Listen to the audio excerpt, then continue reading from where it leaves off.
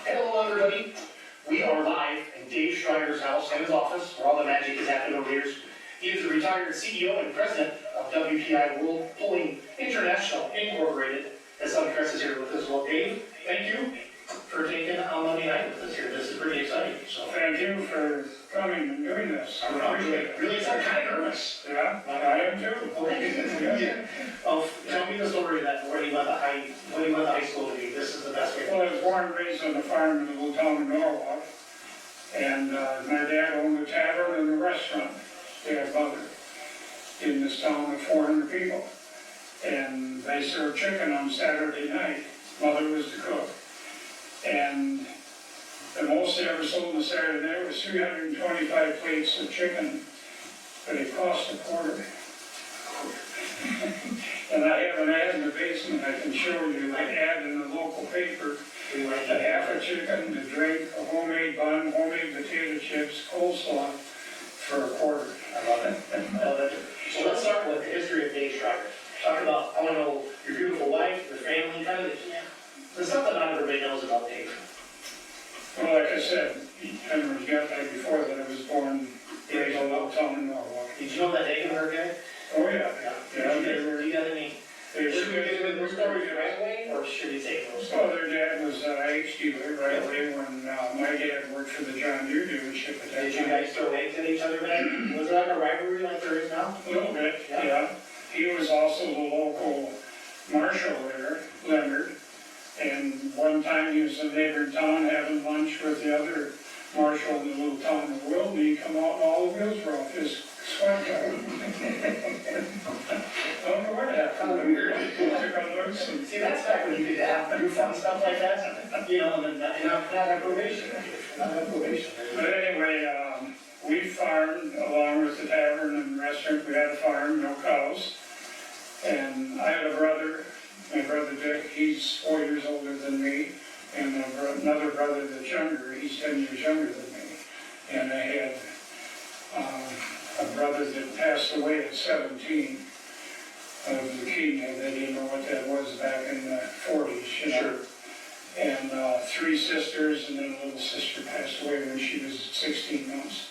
But all my sisters are gone now. Anyway, I went through grade school in Norwalk, then I got talked into going to the seminary in the Cross Seminary. It was brand new then. And Father McCarthy came and talked to a couple of us into going. There was 65 of us in the freshman class, and 7 of us graduated from high school out of the 65. One went on to be a priest, and then he later married a nun. So anyway, is that a real story, Dave? That's a real story. Okay, just check it.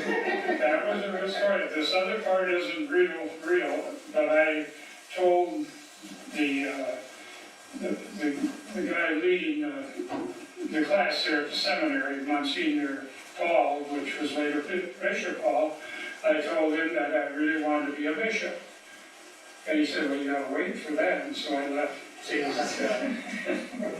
Went into the John Deere business with my brother. Okay, so now that was already established. Your dad had it, right?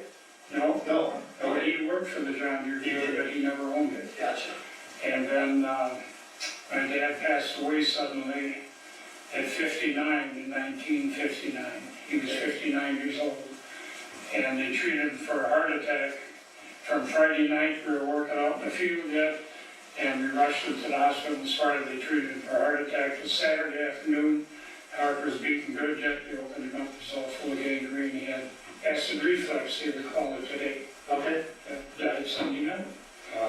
And so my brother had been in the guards, and then I had been farming on my own. And then we decided to buy the John Deere dealership. What year would that have been? Purchase? 67. I bought half the dealership for $32,842.79. What could $32,000 get you today at John Deere? Could it get you a lower tractor? I don't think that's like a mower with a saw car, right? Yeah. Wow. And we built that. Is that the real receipt? Yeah, that's the receipt. That's awesome. What year? 67? 67, and this is when I went farming on my own, and Dad died. And this is where I bought the things to start farming for $15,130 off a guy. I rented his farm. Okay. And that's what I paid to get the cows and machinery and so forth. And in 1968, Dick and I sold, this was 67. In 68, we sold 123 new tractors. So what model would that have been in 68? The 30s? 20s, 20s, Just, 40, a lot of utilities, 10 20s, 20 20s, 15 20s. Yeah, sold 6 to one day. That was a good day. Anybody still around? Do you remember that bottom? Oh, yeah. We were driving down the road and I'll tell you, Christine, I sold that guy a 40-20, it had 3 front weights, 2 sets of wheel weights, dual hydraulics, differential lock. She said, what's his name? I don't know. You're a great man. You remember everything else was a Gas or diesel? Which riders? Gas or diesel? Mostly diesels. Mostly diesel. Yeah, just about all diesels. So 67 to 80, maybe 20 to 87, 92. No, 67 to 80, so 20. Well, Dick started before I did. He got back from the cars and he started in 62. Okay. And then we sold out in 80, would have been 86, I believe. 86, 87, 87. Yeah. And the reason was, we always had a territory manager, the old school, they'd come in the afternoon and take inventory of your stock, because in those days, they gave you time on every machine. We get 2 years on a new tractor. To sell it. Yeah, to sell it. And if you didn't sell it, you had 2 years, they held it for you. But if you sold it, then you paid for it. And he'd take inventory, and that night we'd settle up and go out and have dinner. Well, this got to be in the middle 80s, about then, 83, 84, whatever. This young guy come in the door about 10 in the morning. It was right in the middle of haying season. And he said, I'm here to make settlement for you. I said, that's fine, go out and take inventory, and we'll get with you after work tonight. Oh, no, we got to settle up at 2 o'clock, he said. I said, why? He said, I'll miss my TV program. No, I said, you won't. There's the front door. Well, I'll put you on, and I said, that maybe would be fine. That told me, and I said to my brother, and we had already bought up 3 other dealerships, and they were small in those days. Like what towns did you Hillsborough, Kendall, Sparta, Cashton. There were hardware stores, some of them that sold some John Deere stuff. And we bought them up. John Deere wanted us to expand. And I could see what was coming. They wanted us to continue to buy more and more stores. I don't want 12, 15, 20 stores like they got today. It's nuts. I mean, how do you hire people? They want them. Right. It's just, and I'm so glad. And my brother, he was real hesitant. He ran the store. I mean, as far as the shop and the parts part. I did the selling and ran the part of the business. And he didn't want to quit. Really? And now every time I talk to him, he thanks me. Yeah, wow. He sees what happened. Anyway, that's the history up through the dealership. Okay, so then, and the dealership was in Tolman, Dave? We had one in Tolman, we had one in Norwalk. Okay. Chris, he ran the Tolman store. Okay. Was the consumer product store we built in 1972. I believe. Yeah.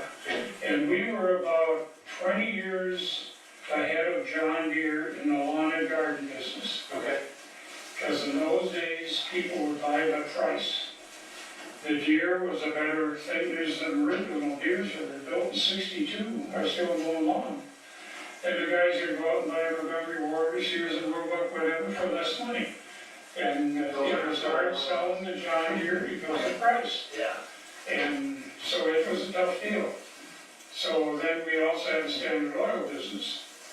And was this at the same time, or is this after? Same time. Same time. The guy had it right across from our Norwalk store, John Williams, a good friend of ours, and he had diabetes. And we bought his, at that time, they went from agent to owner. You owned it then. And so we ran that out of Tolman and Norwalk. Chris ran that over here. And after we got out of the John Deere business, he kept running the oil business. Okay.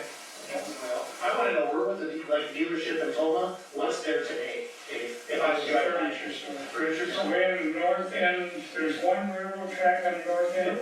Just before that railroad track on the left is the last building. Okay. That's the only building that was out there besides the Ford store and the Chevy store. There was nothing else on the north side except the Holiday Inn and the truck stop. Wow. That was all open territory, and we bought 40 acres we bought there. Okay. With that building. Awesome. Yeah, Awesome. that was in '72. Okay. Yeah. All right, so let's get into how did you start tractor pulling then? So, When we got into the John Deere business, took a long time, got in the John Deere business, and I went to a tractor pull in Kenmore.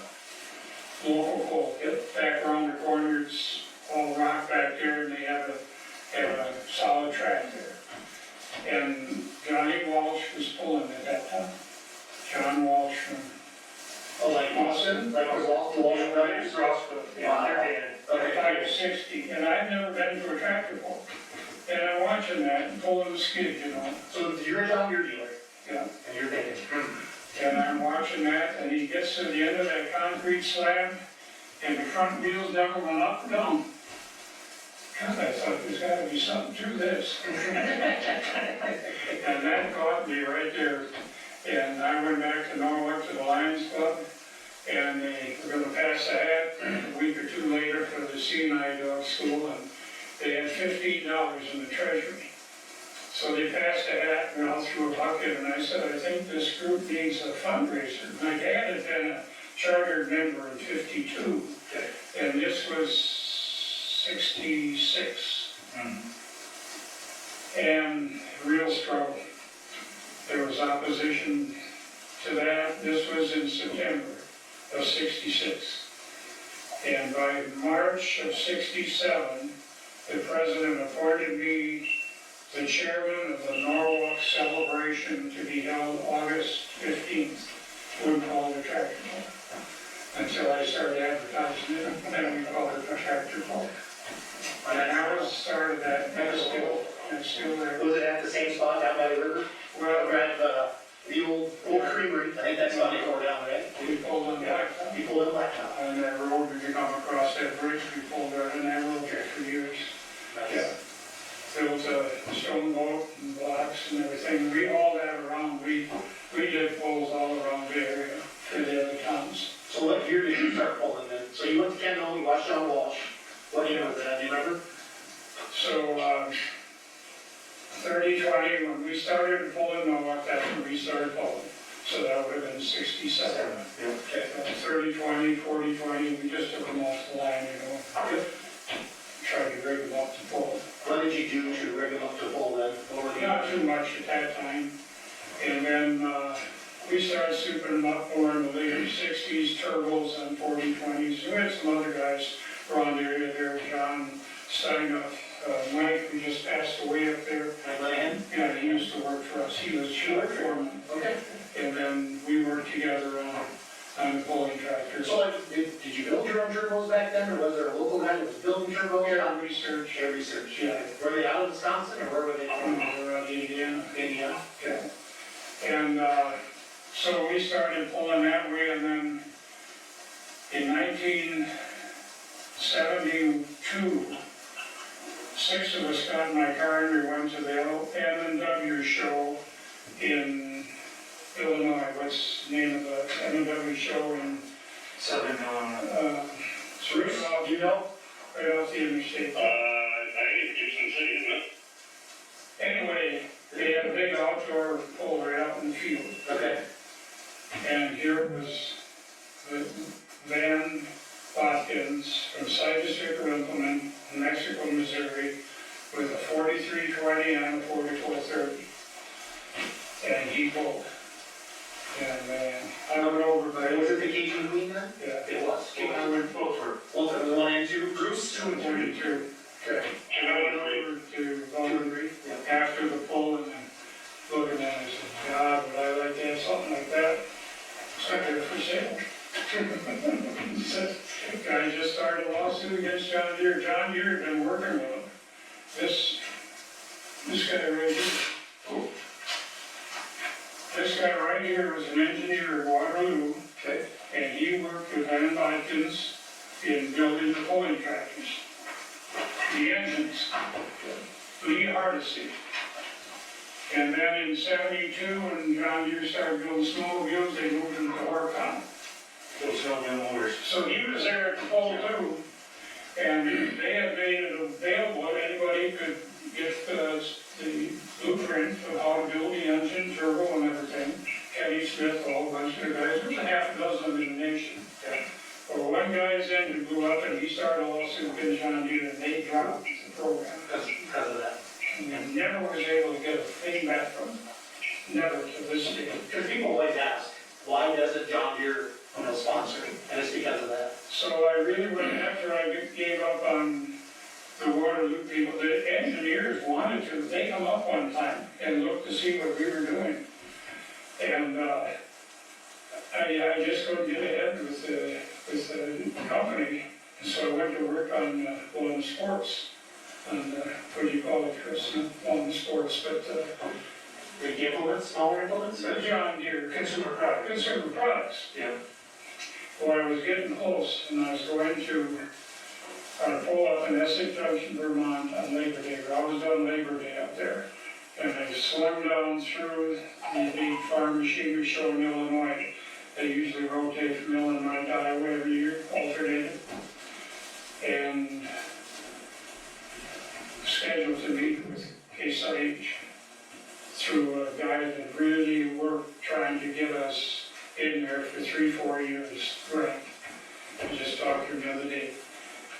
And I went to the John Deere tent first, and the guys were there from Consumer Products, and I said, how's it coming along? Boy, he said, I think we're getting close, we need to get something done. I said, you're too late, I'm going to the Case IH tent next, they're going to come with us. Wow. And I walked in there with this John Deere belt up. I don't know what else John Deere had on my watch. And we're standing there talking, and this guy that handled it was kind of a short man. And we talked real nice, talking around. Well, he said, we're looking forward to working with you. He said, but you have a long ways to come. Yeah. Like, now this is, he's talking when Case IH came as a sponsor. Yeah. WPI and Yep. WPI. Yeah. So anyway, they came on and still with us, Good deal. So it's been a good deal. So let's back up then. So you pulled with the NTPA for years, because I want to tell the transition of WPI, because a lot of people kind of blur the lines and don't know the whole history. I'd really like to dive into that tonight, if we could, and break it out. So you were a member of the NTPA Poland, right? And what years, can you kind of walk us through that, Dave? I sat on the full board of directors of NTPA that met twice a year, representing Wisconsin for 12 years. Okay. What years was that then, Dave, roughly? Go back up from 84, 12 years, that's 72. Okay. So I was on the Wisconsin Board of Directors, the tractor pullers, and the member state of NTPA. And I was elected to go and sit on the full board of directors. Twice a year we met. Okay.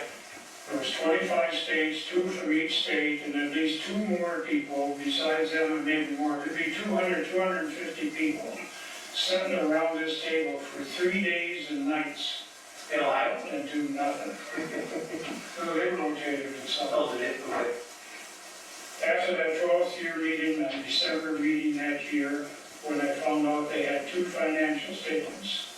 One they showed that board and one of their own, which wasn't nothing either when we got in there. And I said, I'm never coming back to a meeting, I'm done. And I'll write about that in here, and this is before WPI was formed. And this is your before all this. fully empowered And area. I said, what's needed to be done? And it was a true bringer of what had to happen. Yeah. Anyway, so So it's 1982. Were you guys, did you stay up too late one night drinking and that's how you found out about the 2 sets of books, or how did this get out? somebody leaked it out. I think that maybe got on the board, on the executive board. Okay, there was 7, no, there was 9 on the executive board, still is. And a lot of people were getting awful disgusted. I mean, you sat there and get nothing done, everybody arguing, bitch and moan and do nothing. 250 pullers in one room? Yeah. That would be very enjoyable. Charles, would you enjoy that? Just awful. Not at all. Yeah. was December of '84. And I went to Elkhorn to pull, that was July 4th, I believe, in the beginning. And Gene Anderson, who had become the attorney for NTPA in the last year or two, and he hired a guy out of European races, Dan Partel, because they knew they were in trouble, financially. Okay. And he hired Dan Partel to come in to be their executive director. Well, Dan and Gene Anderson got together, and they come up with this idea to form this new company. And they asked me after the poll to come into this log building. It wasn't much bigger than my kitchen. And he wanted to talk about that. I said, no, I'm all done talking about NTPA polling. He said, no, this ain't gonna be NTPA polling. And I went in there, and there was about maybe a dozen of us in there. We come out of there, and they had put together what they thought would work. And I agreed with it. And that's how we started WPI. And that So that was the day, kind of like the Declaration of Independence. That's right. There were 12 of you too, like the disciples. So real quick, how did the NTPA, before WPI, how did it get into financial problems? It was the only show in town, wasn't it? Yeah, no administration. So it was just, The inmates were running the institution. That's the way I explained it all the years. that's all. Everything they had was for themselves. Okay. You'd sit there and any money would go to the poor. That's the only thing they worried about. To hell with the promoter, to hell with the sponsor. They had some major sponsors in Boston. The Wrangler came into one of the last years, maybe in '83, and she came to Toma, the gal. She said to me, she knew as I was on board and I was a promoter here, and I got to visit her and everything, and she said, that's just awful up there. She said, I called, I can't talk to anyone. She said, I know this is only going to be a one-year deal. She said, we'll be gone. She gave me clothes, she gave us Wrangler jeans and everything to wear. And she said the president had said right in the meeting, I ain't gonna wear them damn things. Can you imagine? No. He was out of Iowa. Yeah, no names tonight. We're not giving us the names. Anyway, So this is 83, 84. yeah, and they had some major, I'm trying to think, the clothing company, Carhartt. Wow. They had it for a while. Yeah. And then I went back to those because you couldn't get them, and later, they were so discouraged. Right. So anyway, So what year was WPI formed then? 85. 85. Yeah, after we got everything going and what we were gonna do, we were gonna offer the shares, that'd be 39. You put it over 39 to get it done within a real short time to incorporate it. Okay. We had a meeting in Chicago in September, and we offered the shares. And there were some outside units that were doing polls other than NTPA, and they were gonna try to buy all the shares. So we put a stipulation, you could only own one share. Any one entity could own one share of stock only. So That's why we stopped that. And we sold the 39 shares. I was not elected the first president. Dan Partel, who they brought in from European racing, was elected president. I was elected vice president. That was in September. We had the banquet that fall out east, in Springfield. What the hell was the name? We went there twice after one on the river with the cocktail hour. Anyway, we had the banquet there, and there was a $90,000 points fund was supposed to be paid out, which was Redmond money. Okay, Redmond was their sponsor thing. And when they found out we were taking over, they were going to pull out. And Redmond was gonna pull out? Going to pull out away from us. And Gene Anderson, the attorney, looked over the contract, and we could hold them for one more year. And so we did. We held them for one more year. But the money was already spent. There was no money there to pay out that points fund. Oh. And so we decided we would write IOUs, and then we'd make them good within 6 months. Well, on Friday night, while we were there at the banquet, some of them overheard another room. I mean, we had an army fighting us to do this. The old MTPA mentality, they were not going to give up. I mean, at that meeting, when we sold them chairs, it was right down to the nip and tuck where it wasn't gonna happen yet. And I said, what are you gonna do? What are you gonna do? You have no money, you're broke. And they fought us for 10 years at least, 12 years, for the old school. Anyway,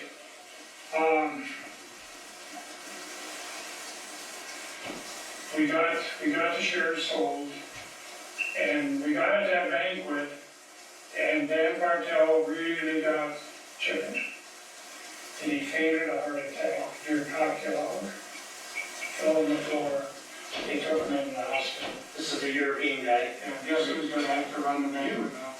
You, Dave Schreier, Father Dave. And by then, we had heard about these checks, and we had written the checks too at the office back in Columbus, Ohio. Wow. And Gene Anderson was there with his airplane, he had a private airplane. So he went back, flew back to the office Saturday morning to get in to dispute those checks so we could get the checks up. And he got back there and he couldn't get in the desk, he couldn't find the key to the desk. This goes like Watergate. Finally, he found it taped under the drawer.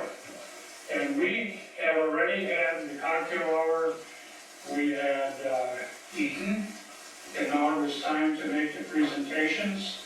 And the opposition were sitting right out ahead of me at about 3 tables, just waiting for us to say we'll give these IOUs. And I just stalled as much as I could, and finally here comes Gene through the side double doors, up like this. And I said, and now we will give out the checks for end of season fund funds. And all their faces. And I'm gonna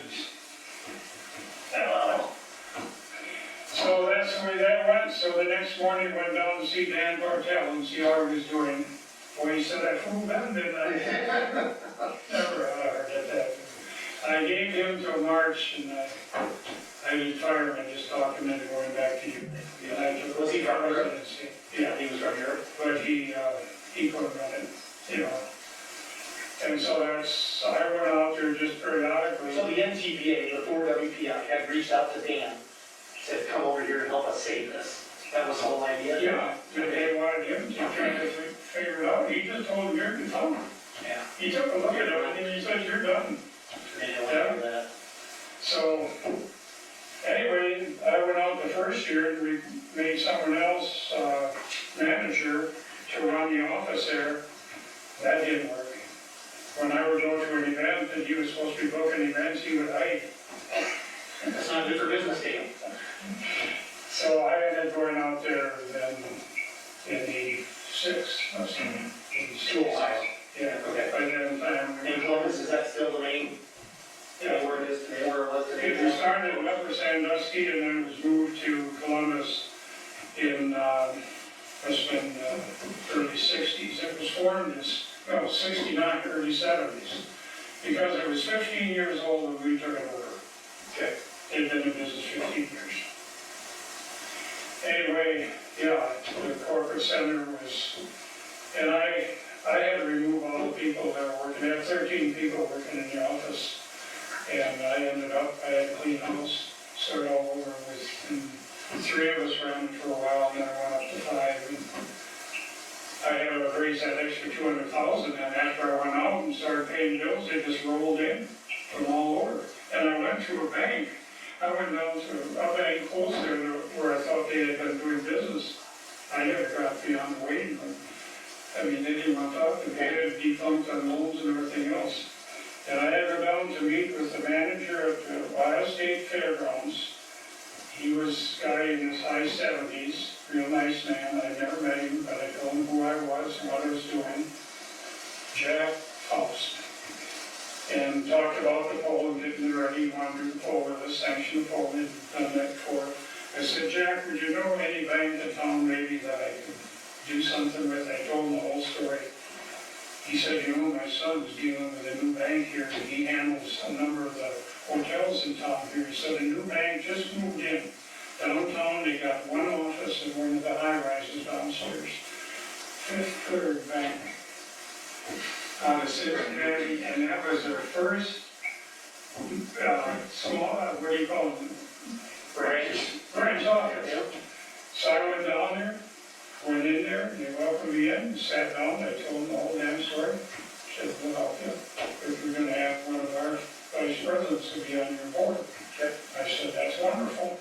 And that's how it all started, still doing business with them today.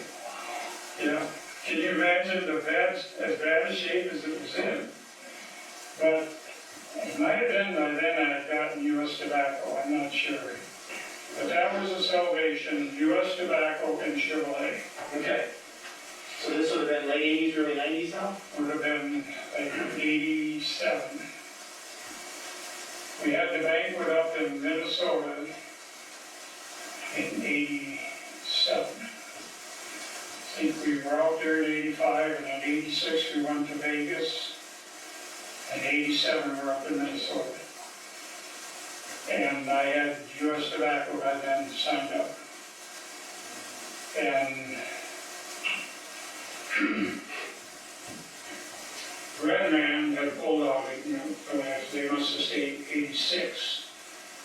They were, they made them stay one more year. That's right. That's right, because out in Vegas, they wouldn't give us the money at the time. And he was there, the guy, ended up in jail later. But anyway, he was there, That's another story. and then he handed out the money. And after he got all done, I said, I really want to thank you, Redman Tobacco Company, for helping with this sport through these years, got us to where we can move on to greater things. That was my exact words. That's a nice. Oh. Anyway, then they came in with big sponsorship, and we put money. Now they told me when they got them signed up in Greenwich, Connecticut, for the front corporate headquarters, we're not going to give you a dime to run the company. All our money has to go out payment. Pullers, promoters, sleds, whatever. But we're not spending one dime to run the company, and it's fine. And that's the way it worked all the years. They were with us 9 years. And without them, we wouldn't have made it. And we had 25 member states then, and every member state got money out of that program. U.S. Tobacco. Yes. The sleds, the competitors, of course, and the season point funds, promoters got money. That's how it was all arranged, and that done so much for us, Yeah. that goodwill, the sleds got money. And the one state got more money than any other state. And when we had to come out with the roll cage program, we had to mandate it because of the rollover in Tolman, Ricky Rose. And Ricky Rose. Yes, sir. And Right, no, not Ricky, Randy. Yeah, sorry. Thanks, Charles. we lost a whole bunch of our member states over that. They Over were the roll not cage. go to the roll cage. Yeah, I can't imagine a director pull now without a roll cage. yeah. And that's, So people actually quit the NTPA because of the roll cage? well, the state allowed, but that wasn't all that. I mean, the only money that the organization got out of the state was the membership from the member in order to belong and get his insurance so he could run NTPA events. Okay. Well, as that state pulled out and didn't sanction NTPA, we went in and sanctioned regional events of their better polls. It took time, Yep. but I got guys in different parts of the country that worked for me in those areas, regional directors. Is that kind of when the region started then? Yeah. So in the late 90s? Yeah, so we, that was a real transitional period when U.S. Tobacco come on and helped us. And then it must have been about in almost 87.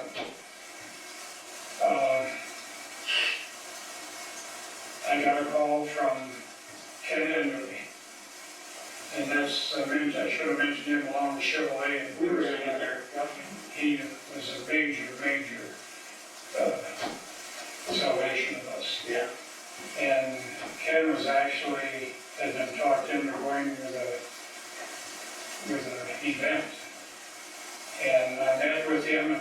reason, we just hit it off. We just became friends and respected each other. In later years, he'd come up here and spend 2 weeks here during the time of towing the pole. And we'd go to a few other poles, just spend 2 weeks here on the farm, just north. I bet you did. Yeah. You're from California, right? Yeah. Yeah. Anyway, he came in with us and we did the first annually at the Ohio State Fair, along with he went. So 80 something, 80, you think? 88. I don't mean to pop all these dates on you. About 88. Yeah. We were there for a number of years, and then we went to Fort Recovery for, I think, 5 years. And running it with all the other classes at those events was really hard, because it annually grew. We added more and more classes. Finally, Ken and I talked, and he said, "Do you think this could make us on its own?" And I said, "I believe it could." And we moved it to Urbana, Ohio, where Greg Grant, that worked for me for 20-some years, is from the band. Yep. And Greg really was interested in taking it to Urbana because he knew people here, and a nice facility. So we moved it there and it stood on its own. And it's been just a wonderful thing for the sport. God, I don't know, million something now that's been paid out of it. Wow. The guys will pass up running for the point championship, because there are some events right before that. And if they're real close, they don't want to lose the qualification to get the entry. So it's important. So anyway, from there, they had a scoreboard and they had an entry trailer sitting in the weeds out there behind the facility when I went out. And so I woke up one morning about 4 o'clock, and I heard that Chevrolet, I knew they were with another group, TNT. And I knew they were putting like 5,000 in each event, and I had gone to a couple of events. I knew there was nothing being done for Chevrolet. So I thought, I'm going up Chevrolet. I went up to their truck headquarters. I just thought I would go. I drove up there one morning, and I went in, the receptionist there, and she said, "We're here to see you." I said, I told the name, and she said, "Well, I'll dial her." And I said, "Give me the phone, would you?" And he answered. I said, "Hi." I can't remember his name right now. "Dave." He said, "Hi there, how are you doing?" We talked before, and I talked to him about this. I said, "Where are you at?" I said, "In your lobby." What, is this in Detroit? No, it's another town up there. Okay, well, you went to Michigan. Yeah. So you just Ohio? So he said, "Come on up." I left that day with a 3/4-ton truck to pull the scoreboard. Perfect. Chevrolet truck, and from then on I went up to 5 Chevrolets, and we got a big money for them early years, and then they got into trouble, you know. Yep. Kind of truck he was, but they were a big help too. Yeah. So we had 2 dualies for the scoreboard and the entry trailer, and they always gave me, I had, I think, I don't know how many, 11 Suburbans or something. And you new Suburban every year. What's the most amount of people you ever had in Suburban at one time? 10. 10? Yeah. Is there a good story with this, Dave? 6, 7, 8, 9, 10. Yeah, there's 6 in the first 2 seats and 4 in the last seat. Okay. Yeah. I didn't know if it was like a fun night, or like get in on your advent, hang on, or? No, It was all it business? was really, You were careful when you shared. nobody was able to drive those vehicles other than the person assigned to them. Gotcha. And of course, no drinking, no smoking, and we really protected that program, and we never, the only, See, I want a story. Greg was maybe the safest of all of us. Greg has never drank, he'd never gone with a girl till he got married, I shouldn't say that.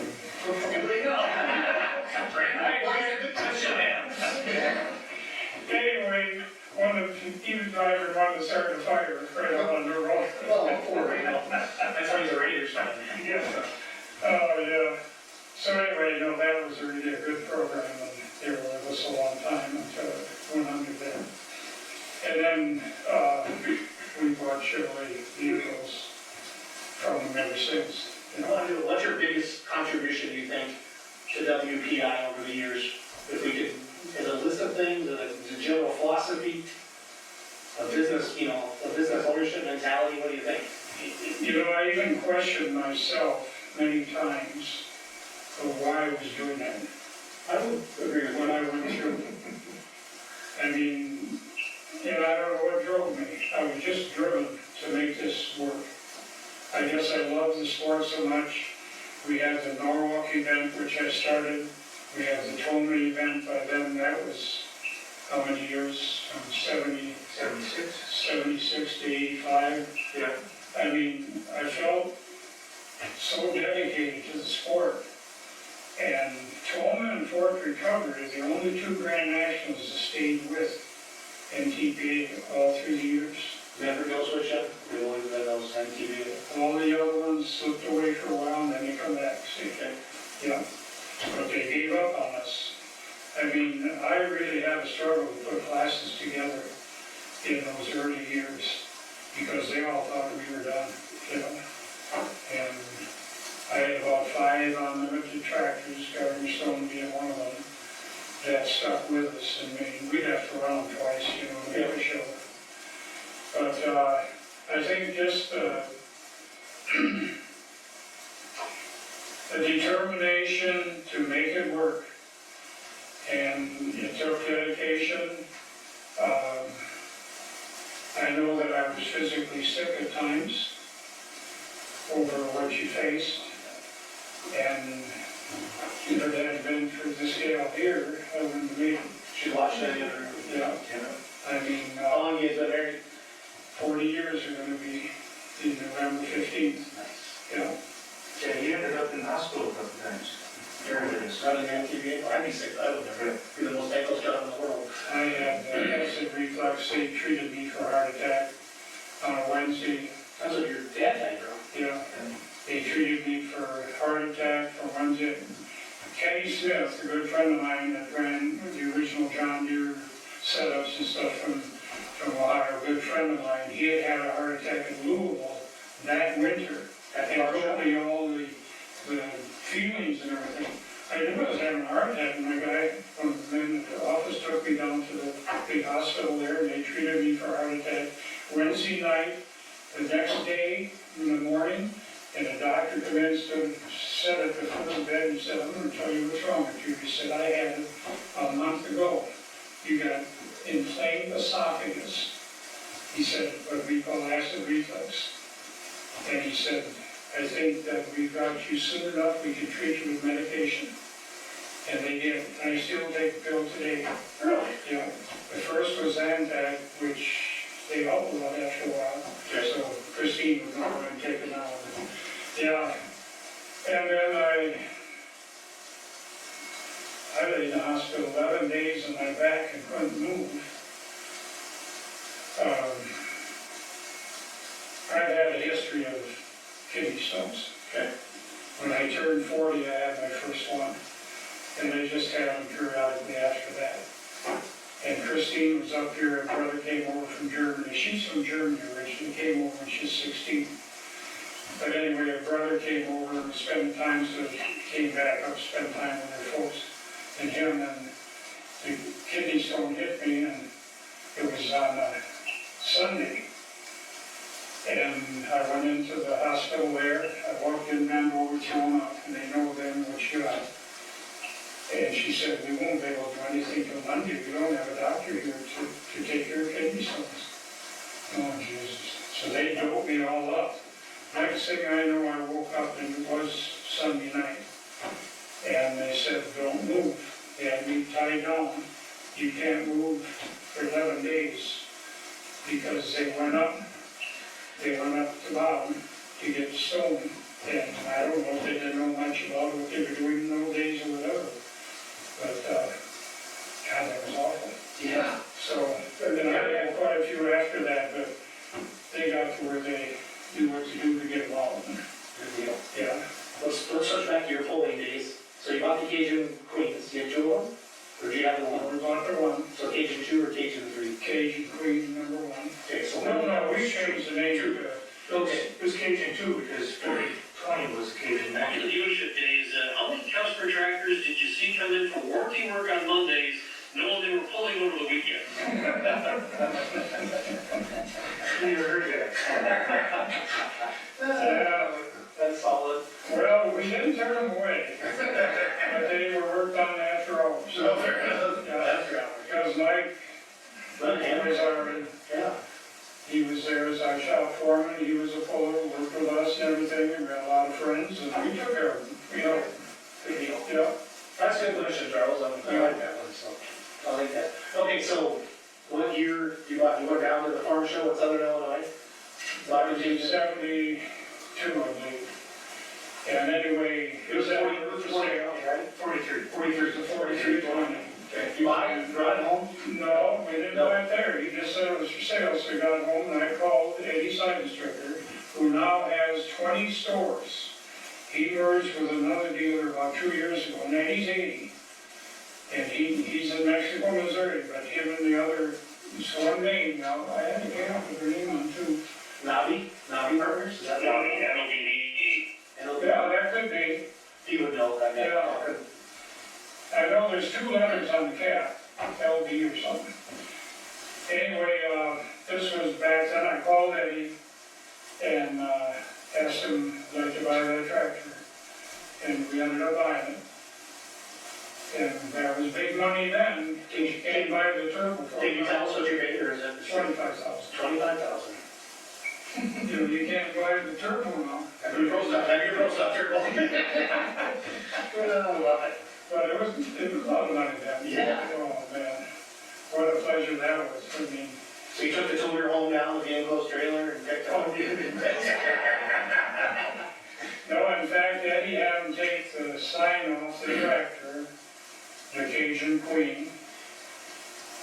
And I sat down with him at the desk and he said, I guess, he looked at our truck, we come in with a cab over Chevrolet. What was the Titan? Titan, Yeah. and the flatbed trailer, everything looking really good, we were dressed in green. He said, I guess didn't have to worry about how the tractor's gonna be. Going to another year. And we've been friends ever since. So, anyway, we brought it home, and, That's 1980, that says. you know, I wanted Bowling Green. So you needed a green power, that was it? Green Power Special. Green power special. Yeah, and we ran that, and we built the second one, we're in 76. 76. Yeah. So this would have been super stock? Was this like the 7, 9, 11 days? Oh, it was We ran 9 and 12. 9 and 12. Cruise up 9 and 12, yeah. But that one, we didn't run 7 till we built number 2. Okay, so that's number 2 then. Yeah. Gotcha. And when we built the second one, we went to Elkhorn, it was the first pull for it, and we were still working on it on Friday night, I think. And the pull was Saturday. We worked the pull on Saturday, and I drove on the scale down there, and they made me back off and drive on again because we weighed 7,000. With me on it, with 23 weights on the front of it. Whoa. Yeah. Maybe 40 was Yeah. So then we had the 2 of them, and we had a lot of fun. Your first, Dave Schreier had the first component. So in 1976, what year tractor did you make? 4320. What year was the tractor though?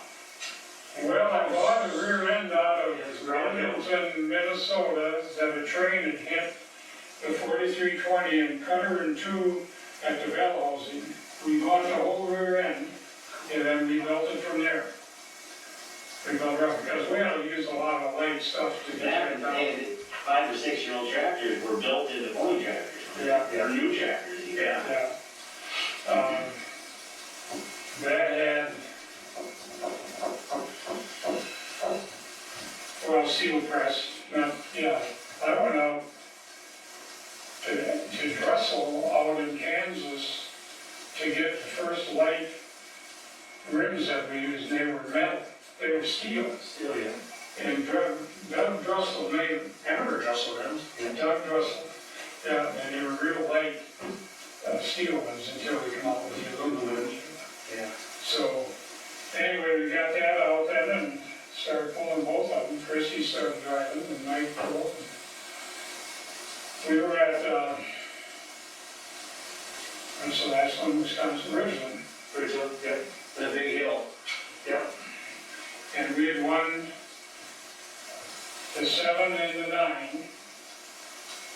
And they were running the 9 open. And we had loaded the tractors already. And Lloyd Lukey come over and Lloyd said, I don't see any of those guys taking it out again. And I said, why, didn't you change the slip? Same as what you took out again. Back to track and went out to, and they were pulling up the hill and that. And So you go against the odds? Pardon? You go against the odds? Yeah. And the 9 open? And they had kind of dug all the trench, you know, we had already put in what clutch, crawler clutch. We were the first to put crawler clutch in the super stock, the slipper clutches. And so I was able to slip that clutch up and get on the high bar and let her go. We won the 9 open. Jimmy scored from over there. You hog. So when did the open glass go away? I just remember as a kid, that was still a thing in Toma. The 9 open? Well, yeah, where you could let the mods or diesels would run together. Well, I don't know for sure, just, Charles, if anybody types that in, let us you know. know, always super can still run Yeah, no, with the unlimiteds, yeah, you know, like, that's crazy. who won it for 6 years straight with the McCormick rules? Ross. Ross's? No. Ross. Was it Ross? Joey Ross? Ross from Pennsylvania. Joey. Yeah. Joey Ross. Yeah. And he went running with PPL and was running with The Alkies. modifieds. Oh, the Alkies winners. Yeah, limited, yep. Yeah, he ran with our open class, Yep. the super stock open. Yep. They're still doing it. That's right there. So, All right, so where are we at? I wanna keep going with Poland. Like, what's your biggest highlight, biggest wins with the tractors, the teams over the years? Well, So, you win championships? to win the championship in 1980, everyone said, see, a Deere had never won it. By 1980, a John Deere never won the 7 super stock or the 9. Always international, or whatever. Oh, Jerry, God, he was building one. Yeah. You know Jerry, Well, right? I remember. And I got to know Jerry really well. He's got a letter there thanking me. Hi, Max over there. Anyway, I called This is like a Jerry. museum, by the way. I called Jerry and I said, you know, I'd really like to win a championship. We're building a second tractor. Would you help us with the engine? Especially, John Deere Schreier? especially with the head, because Deere was an in and out head and the IH had a crossflow head. Deere one in one side and out the other. Well, naturally, you gotta take the air in and back it out. You're gonna use the air that you do is shooting straight through. Oh God, Dave, he said, I can't do that. You know, I just can't do that. Well, I said, I'm gonna win the championship with my tractor.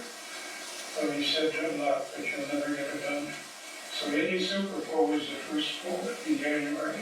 70,000 people, right? I won it by 6 inches over the Deutsch from Pennsylvania. Who had the doings? Was that Jody? Who had the doings from Pennsylvania? Underdog. Stauffer, yes. Crawford. Yeah. Anyway, Jerry calls me Monday morning and said, God, you look pretty good. I said, it felt good and it's gonna stay that way. He said, well, I've been working on 6 of the guys now, I've lowered them down to 7. Brett Berg and Esden and those guys. He said, I'll have 6 of them in my class. I said, more the merrier. Oh, God. We went through the season, I just kept winning, you know, and he just, finally at the end of the season, I won and he called, he said, did you ever think about holding a driver's school? Could be part of it. Well, they laugh at me, but, you know, all these guys stand on the starting line and they look and they watch and they see them go way out in the finish line and stand there and watch them coming down the track. And that's where you'd see how they pull one area and the other, the wheel come front end come up and pull it that way and that way. That's where you've seen everything. So for next year, all you see all the pullers now. Let's get rid of your Schreier label. You never catch on to that. I don't What's they doing know. down there? Nobody likes it anyway. Yeah. Oh, I love it. Yeah, and there at the Indy Super Bowl, if we had pulled it off, we beat him by 6 inches at Deutsch, and we got home in one pistol injection head. We had to go outside with the tractors to stage them. Okay. You know, colder in hell, it must have froze the water injection up, you remember that? Yeah. And it didn't get the water to the basin, and if that don't, you lose that for just a few seconds and things are over with. We haven't come back a little bit. Yeah, So point championship, that was 1980? yeah. Okay, so then when did the tractors when did we probably run out of time, to be honest? To pull them, when did you sell them? Where did they go? It was kind of after that year then. And then you kept pulling with yours. We parked Yeah, up. I pulled till 85, well, when I went in and took over. Also, this is before WPI, then. So you never had a tractor then, when you ran Not WPI? during. Well, I tried 1 year. I tried to pull him, and I couldn't do that. You But both. anyway, in those years, NTPA was really hurting for tractors and poles. They kept losing poles, you know. There's 5 different organizations came on while I was running WPI. 5 of them that went away. 5 of them. Can you name them? And then they went. TNT, American Shows, American Shows. SRO. That was the guy from Kentucky. American Tractor Board Association. Oh, McConnell. McConnell, yeah. Yep. He called me, wanted to sell it to me, finally. I said, well, I said, what do you want? Well, he said, I'm gonna sell it to you for half price, $1 million. He said, well, I said, put your assets on paper and send it to me. He said, what? What assets? Anyway, where was it now? The 5, TNT, SRO, American. Yeah, the 5 that came and went. But anyway, NTP was hurting for events. So Jimmy J, a good friend of mine that Like managed the music promoter? Conway Twitty. Okay. He didn't start selling celebration. I took a picture downstairs, him and Jack Cash, we'll go back down there and see All it. right. Jimmy J managed Conway Twitty all through his career. Jimmy started down here in Wisconsin. He painted churches and stuff in houses. And he done a few concerts and stuff with local people there. Yeah. And he went to the Crosshair Mary you saw auditorium and Conway was here. He went backstage after the show, and Conway and him hit it off, and Conway took him right to Nashville. And he never had a contract all the years until Conway died on the bus. And he managed Conway all those years. Twitty. And then he managed, worked with Loretta Lynn and a lot of others. So he was good friends with Lou Robin, who managed Johnny Cash. They worked together with, shows, combining shows and working. Lou was out of the West Coast. He managed Cash all through his major career. So I said, guys, and they had done a couple of polls before. And I said, how about us doing some polls? I'll go in with you, and you guys bring the concert, and I'll bring the poll in. And we did 9 state fairs that 1 year. Just helping NTP out to have some polls. And we had scheduled the regional, national finals at Columbus and the grand national finals at Oklahoma City, Oklahoma. And it was cold, windy, and raining all day the day of that grand national finals. And I can remember Lou sitting in the back seat of the car, we're sitting there in the rain, says, what the hell are we doing here? Lou was a Jewish guy, and he was, if you owed him a dime, you better get it to him. But if he owed you a penny, he'd drive 100 miles to get it to you. And he used to handle the concessions in the program books. Jimmy would handle the gates, and I'd run the pole. And we come out of Lincoln, Nebraska, or trying to get out of there and go over to eat. And Lou, we waited and waited, Jimmy and I. Finally, I went over to the office by the grandson. I said, Lou, what are you doing? He said, I'm short so much money. And I said, you had boys selling for you. And he said, yeah. And I said, you give enough for 10 books and for change? Yeah. I said, you think maybe one of them guys went home? I definitely do. So that's how Lou was, yeah. So anyway, so we put all those poles on. That was our biggest year, but we done some other years too, just to keep some poles going. Yeah. And, so, we ran shot off his bus here, that's where I first met him. Oh, okay. Because we used to, how we done at the fair here before we did the tractor pull, we booked biggest names we could in country western. I mean, we had Loretta Lynn and Johnny Cash. We paid the most for, That's in the Real County Fairgrounds? yeah, for Willie Nelson, we paid $70,000. That would have been maybe in the early 80s. That's the most we ever paid, and then they went sky high and we couldn't afford them anymore. But John come off his bus, he rode by bus, and I went over there and, you look at his pictures and they shoot from the bottom up.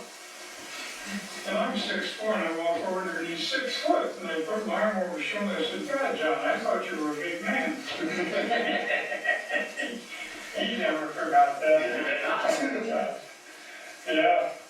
So anyway, we did that, so we got acquainted with them, and I stayed friends with Lou and Jimmy. Jimmy's in the care center. He lives in Hendersonville, next to Nashville. Yep. And he's 80, I'm 84, I just turned 84, and he's 83. And he's broke a hip and he's got other problems. So I gotta get down there and see him somehow. Future plans for the NTPA? Well, I'm not in there. Yeah, I don't know how you would answer that. That's another day, Adam, we'll get one. I have great faith in Greg Randall and the board now. Greg was with me 20-some years, and now he's been there since I retired in 2020. And Greg is totally dedicated to the sport. He's a very sound financial guy, a totally honest man, and he needs help. I mean, I feel he's got a good board of directors right now, and I have great faith in the organization. I think it's just going to continue, and the sport has become so popular. I mean, and the reason is, when I first took it over, so many of them said, no, you gotta build a NASCAR. And I said, oh no, this ain't gonna be no NASCAR or NHRA, this is gonna be a family sport, which people can come with their kids and walk in the pits and visit with the pullers. I said, this is a family sport, and that's what it is, and that's why it's stayed and it's continuing to grow. Because it's something, 3 levels, state, regional, grand national. The guys can get started down here. You don't have to have $1 million. You can get started here, you can stay there, you can step up, or you can step up some more. But the family can be with you always. And that was my whole intent, to keep this a family sport, and it is. So, I think the future's great for it, I really do. I look at the problems some of them other ones got. They're big money, If you take in sport, let's say the sport today, you brought in, let's say a $10 million sponsor. The guys that got money today will go after that hard and heavy. And this guy that can't will still go after it, but he'll never get there. And he'll go broke. See, this guy will take the top money. That's no good for the sport, right? No. I can remember when he couldn't fill the field at NHRA. In the top field, they couldn't fill the class. 10 years of that. 10 years. Well, maybe, I don't know, 20 years ago. And it's about the time that I used to run all the time, he's a big name out of Ohio. I remember we was at a meeting and they were talking about how we was going to keep enough competitors and everything. Right. I said, yeah, I understand NHRA can get 10 and what do they call them, unlimited odds or top one? Top fuel, the rails, yeah. They gotta do better out there. Let's talk about TV. When did TV come into the sport and what did WPI and you have to do with that? Well, I should remember the guy's name, just a small operator out in North Carolina, and we taped some shows with him, and then you had to wait till when they were gonna be aired, and he would try to get a time and a day set, and then invariably about a day or two ahead, I'd get a call and say, we've been preempted by golf, so it's not gonna be here. Promoter, competitor, sponsor, everybody that you had to tell, no, it ain't gonna be on. And I went through that for a while, and finally, Nashville Network, TNN, was it? Yeah, National Network, yep. They contacted me and said, you know, we'd like to do your events live. And I said, I know when it could be done that way. They done told me live 2 years in a row. What year? 97, 98, somewhere in there. 97, 98? Okay. Yeah. The second year was the year that Randy Rose rolled over, and they were interviewing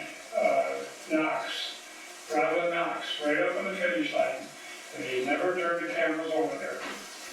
So the live audience never saw the tractor? No. Wow. And I've seen the video on YouTube or somewhere. So now we sell these crazy tapes and all the excellent. All right. Yeah, but that gave us good exposure. And so I got a call from Gadish that owns RFD. What's his first name? Steve. Randall, type it into the comments. Gadish is his last name. He still owns it today. And he said, I need some pulling on RFD channel. It's a world channel. I said, I'm so sick of pulling TV and everything. And I said, you just can't stand that being preempted. When he got it all said, he said, you won't be preempted. He said, you'll be on the same day, the same hour, every week. And I'll guarantee you that. I said, well, that makes a big difference. 100,000. What year was that event, Dave? It was an act of the life. Yeah. It must have been So close it's to early 2000. Well, we're in our 13th to 14th year. Okay. So, It must have been around 2000. Yep. And I said, well, what kind of payment do you have? He said, you pay me about a month. So we went after sponsors, and we didn't get enough the first year or two to pay for it all, but now we're just making money. I mean, we have more money coming into sponsorship to pay for the show. And then the live streaming is so good. Right. So anyway, that's how it started, and he kept his word. It's always been on Tuesday at 5:30, and then he added the show, which is kind of early morning on Wednesday for night workers, and Sunday night. Yep. So we have 3 airings. Tuesday we have the main 6:30, right? I feel like, it's at 6:30, yeah. So it's been really good. And, yeah, he was true to his word. And It's good for our feed too. Oh, yeah. The viewership is one of the top shows. Oh, yeah. So that was a hard decision.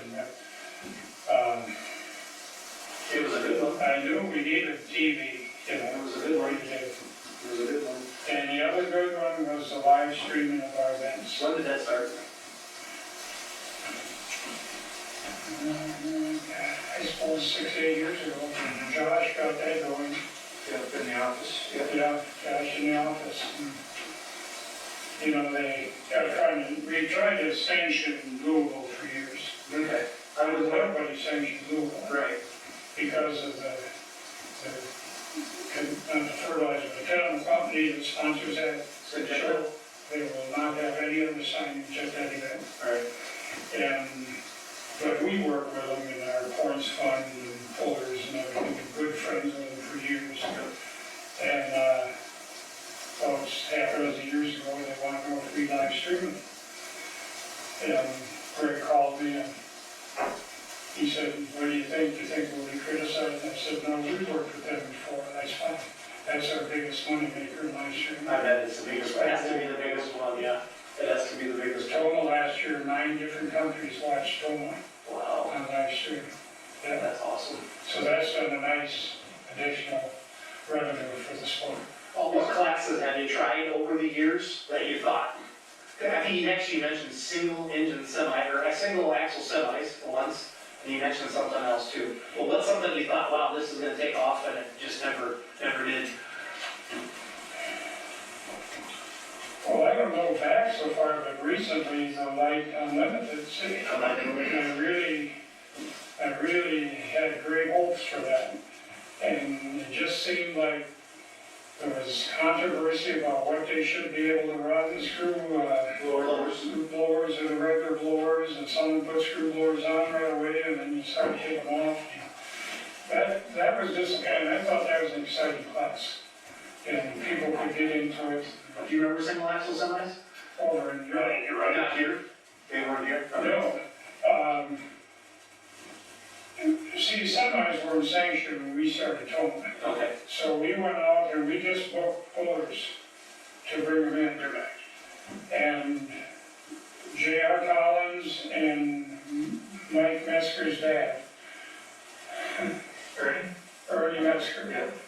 And that summer had been on the TV show, the crazy guys at Takara.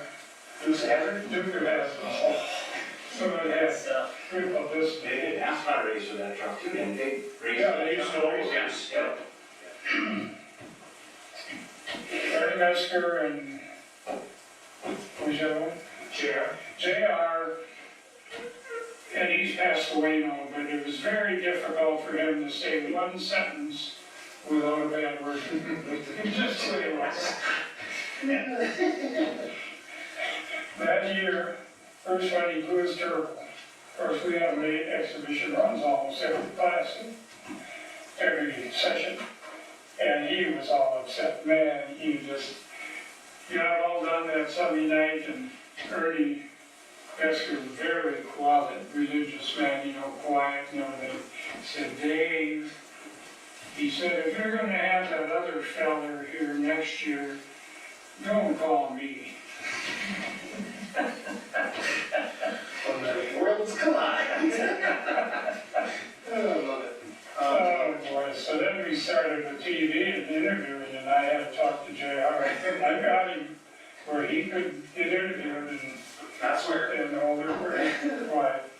Yeah. Did you bribe him at all, or offer him a case of beer or anything good? No, he's a good guy.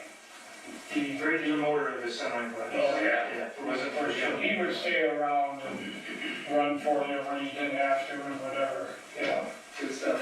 Biggest challenge running the WPI? What made you have acid reflux or inflamed up esophagus? The first 10 years was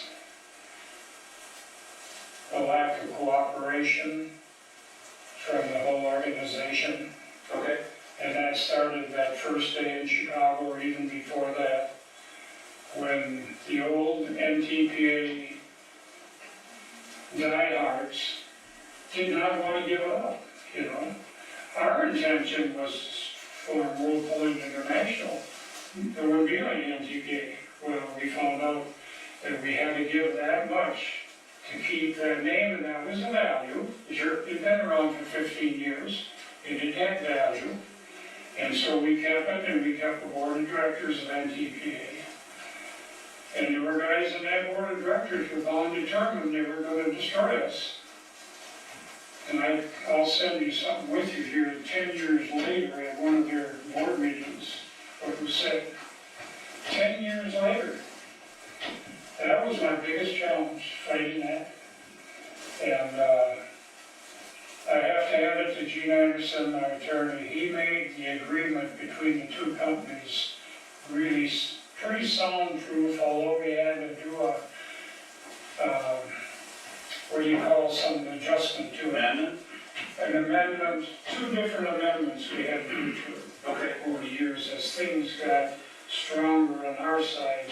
On the WPI We side? nailed it down a little more, Okay. so that we had a pretty open hand.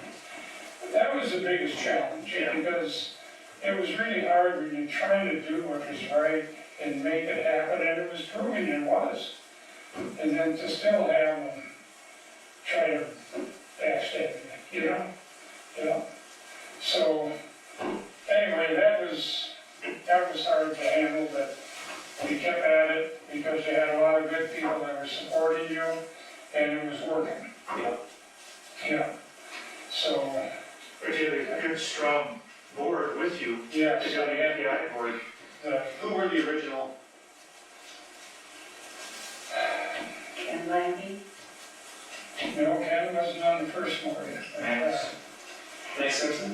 Lee, Max was on the NTP board at that time. Okay.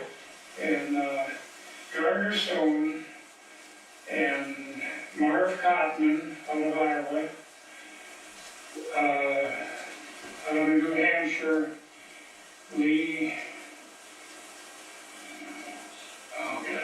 That's okay, Dave. You can keep it. Yeah, these are about years, this And there was a couple of mine there, as soon as the controversy kept on, they got the hell out of the way. They didn't want to deal with it. Did they have a fake architect? Max then was on the NTPA board and I wanted him on our board, and so he came over and served on both, but couldn't handle it.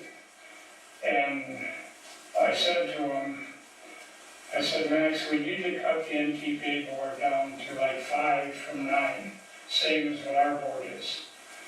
And he went back to the meeting and he come back out and he said, you're gonna have to go in and apologize to them. And I did. That was in Las Vegas. I never forgot that. I went and apologized for saying that. And so anyway, George Everett and Larry Richwine were on that board. And they kind of didn't understand everything. And I thought one day, you know, they're really strong and they're going to be nice to have them on this side of the table. So I did. So they did. Yeah. I hired Larry and made him my tech director. And I'm sure he's laughing if he's watching. He's watching right here. He's watching. And our first event that he was tech director was in the Super Bowl. Oh, wow. And that was the year that we had the new rule that you had to open your clutch up on all the vehicles each season. Had to have the clutch checked. And 2 guys in the 2-wheel drive said they weren't gonna do it. And Larry come up to my office there in Indy, and he said, what am I gonna do? I said, I think you ought to go and do your job. And in the meantime, one of the wrenches from one of the guys come up, and he was half crying. He said, I can't get him to do it. I said, how long will you take it to do it? Well, the one he said maybe 20 minutes, the other one maybe half hour. I said, I think I'll go back and do it. And one of the wives came in the meantime, and she had a gift for Andy Mauer, was our Kendall rep at that time, and they had just had a baby, his wife. She said, Dave, seeing as we're not welcome here, would you give this gift to Andy for his baby for me? And I said, I'd be glad to. Just set it right here in the desk. So later when I heard, tech officials, please report to so-and-so's pit areas. You knew they were getting attacked. They were tearing us So up. I waited a little while, so there was a good crowd out there, and I went back with the president. I said, here, would you like to give this team as your stand? And by the way, you don't forget your new Chevy engine that you won this year, the championship, that Chevrolet gave to you. We have it here for you. Yes. You got a new motor? Yeah, 3% motors, 6 engines. Wow. That's awesome. So I had a few good moments. You had to see that, yeah. So, before we let you go, and we're at an hour and a half, I want a funny Larry Richwine story. I mean, there's a million of them, but just give me one good one. Larry's a real good friend of mine. I know, but He it's was still a strong, and he would admit to this, he was a strong NTP supporter. He told me he had the 45 in his Love and market? no, his on the table, his briefcase. Oh, the briefcase, okay, yeah. 'Cause I know where we're going with this. Anyway, he come across and that changed that all, and then 2 years later, I asked George. George said, well, I'll serve on both boards. And I said to Larry, that'll last less than a year, and it did. Yeah. But he came on, George is still on the board. Wow. Wow. Larry, and you'll find some of this reading where he considers me his dad. His dad died pretty young. That's how Alan Washburn got his first announcing job. Yeah, Because we had Alan on the show and that, because Alan's the voice of Tolman for me. I was his voice, we had him on our show. And he was at, in the fair in Ohio, where Larry was, and Larry's dad died, and Alan was the guy just calling out the sound, like every hour, the sponsors and stuff over the loudspeaker. He got to do the tractor pull, and the guy hired him. So, well, Larry brought him to Toma. yeah, he does an awesome job. Kind of started with us. And, so anyway, and Larry was saying, you know, your son, sometimes you have to take him to school once in a while. You know, and I would do that. Yep. You know, there was times I went to entry trailer a little early in the morning, and the one time I walked in, I locked the door. Why did you do that? So we would have to have some sessions. Yep. But Larry's very talented in the safety and area and everything, and, People still call him. he, All the associations call Larry to give his opinion on stuff. and his whole family became friends, you know, his whole family. Good deal. So, yeah, he calls me every year for my birthday. Okay. Yeah, these are the 5 words that I. Oh, yeah. He said, use 5 words to describe your lifetime in the sport of pulling. I almost forgot that one. Dedication, determination, inspiration, appreciation, and satisfaction. 2020, I gave you this. Yeah. And I thank everyone, and great help to all of us pullers. We have not always agreed, but here we are together. That theme was echoed by others who addressed the group later that evening, accepting his Sled of the Year award. Weight transfer contractor and operator Von Bauer thanked Schreier, quote, who gave me a shot at this, I don't know how many years ago. There's probably not any one man in this room that has chewed him out more, yelled, screamed, whatever. I shouldn't even be working here, but he's given me this opportunity. Ken Lamping called me one day, and this would have been in the late 80s. And he said, I've seen the sled down in Iowa, it really works good, I think.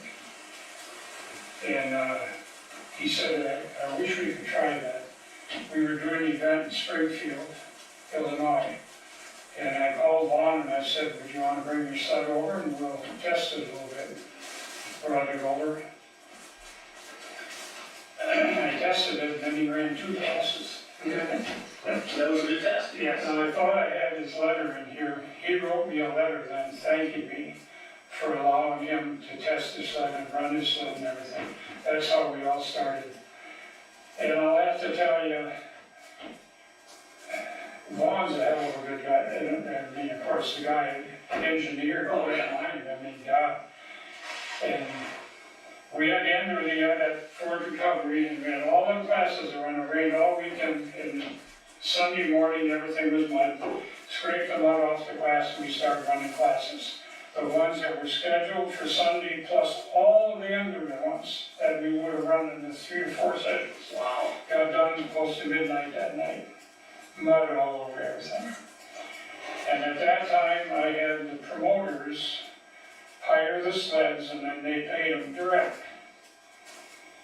And I went to Artie and I said, are you gonna pay them guys a little more money? Oh, no, I ain't gonna pay them as much. He said, you only run one session. I made a mistake and went over to Vaughn, and he was up on the sled shoveling mud out of the weight box or whatever. I told him that he threw that shovel. Didn't mean to hit me, he missed me. And I went over to Hager, and he wasn't too bad, but I paid him both the amount to make up the difference out of ours.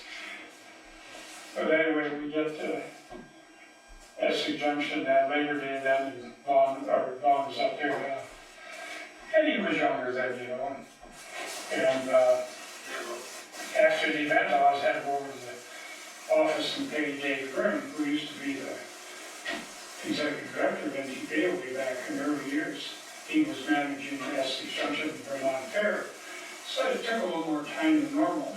And I come out and Vaughn had everything loaded on the trailer, ready to go. I come out and I got a runner by my truck and he said, "You gonna pay me?" I said, "Vaughn, how old are you?"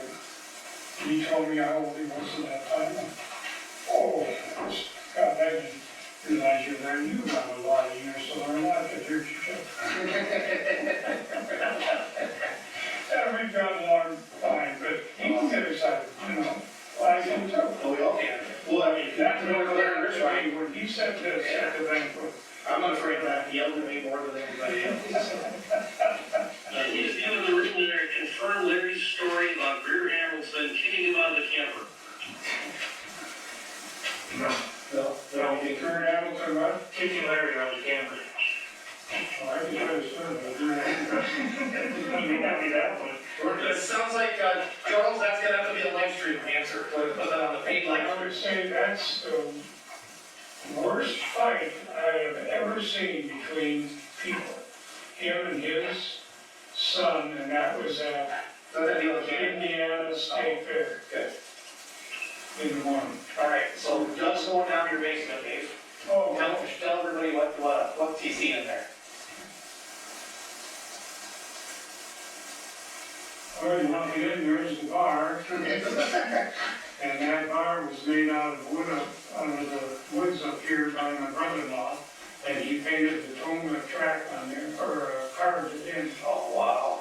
Yeah, With the green power special number 3. yeah. Yeah. That looks like a loot deal in here though. There's even people in the stands. There's even people in the stands.